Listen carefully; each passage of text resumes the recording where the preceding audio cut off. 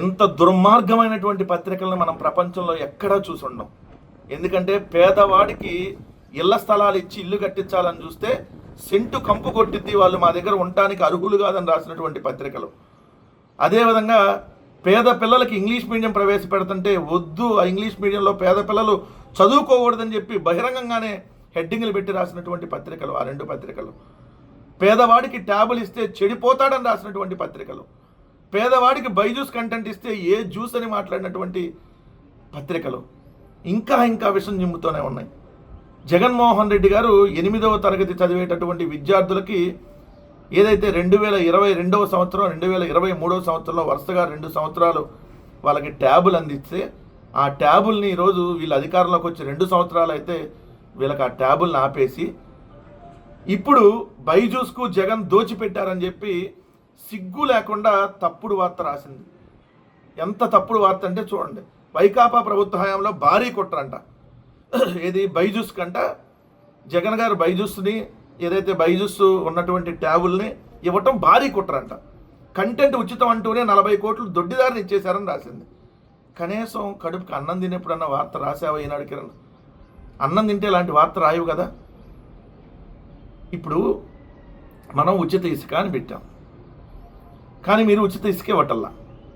ఇసుకకి టన్నుకి ఎంత డబ్బులు వసూలు చేస్తున్నారు, అది ఉచిత ఇసుక కాదు. కానీ ఒకవేళ నిజంగా ఉచిత ఇసుక ఎక్కడన్నా ఒక చోటన్నా ఇస్తున్నారు అని అనుకుందాం. సపోజ్ ట్రాన్స్పోర్ట్ ఛార్జెస్ ఎవరిస్తారు? ట్రాన్స్పోర్ట్ ఛార్జ్ కూడా ప్రభుత్వం ఉంది కదా, మనమే వెళ్ళి సో ట్రాక్టర్లోనో ఆ ఎడ్ల బండి మీదో అవన్నీ మనమే తెచ్చుకోవాలి కదా. సో ట్రాన్స్పోర్ట్ ఛార్జెస్ మనమే కదా పెట్టుకోవాల్సిందే.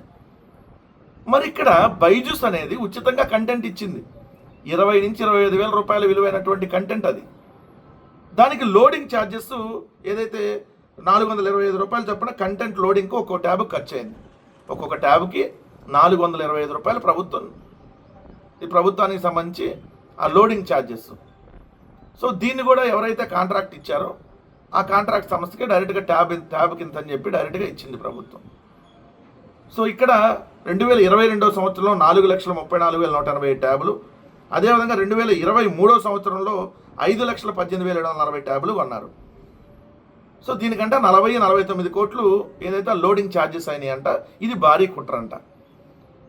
యోగాంధ్ర పేరుతో 300 కోట్లు ఒక్క రోజులో తగలేసి, అమరావతి ఆవకాయ అంటూ 5 కోట్లు తగలేసి, ఇప్పుడు కూడా అమరావతిలో కిలోమీటర్ రోడ్డు అని 180 కోట్లు, అద్దాలు పెట్టడానికి 2,500 కోట్లు. ఈ విధంగా ఏదైతే ముఖ్యమంత్రి ఇళ్ళ దారిలో లైటింగ్ల కోసం 5.5 కోట్లు, డిజైన్ లైట్ల కోసం. ఈ వార్తలు కదా రాయాల్సింది. మనం కడుపుకి అన్నం తింటే ఈ వార్తలు కదా హెడ్డింగ్ పెట్టాల్సింది. ఎక్కితే స్పెషల్ హెలికాప్టరు, దిగంగానే స్పెషల్ విమానం, ఇది కదా రాయాల్సింది. అడ్డమైనటువంటి ట్రిప్పుల పేరుతో దోచుకుంటున్నారు కదా రాయాల్సింది. పేదవాడికి బైజూస్ కంటెంట్ ఇస్తే ఓర్చుకోలేక 40 కోట్లు 49 కోట్లు దొడ్డిదారుని దోచిపెట్టారంట. బైజూస్ కస్టమర్లుగా మార్చే కుట్ర జరిగిందంట. విద్యార్థుల్ని కస్టమర్లుగా మార్చే కుట్ర.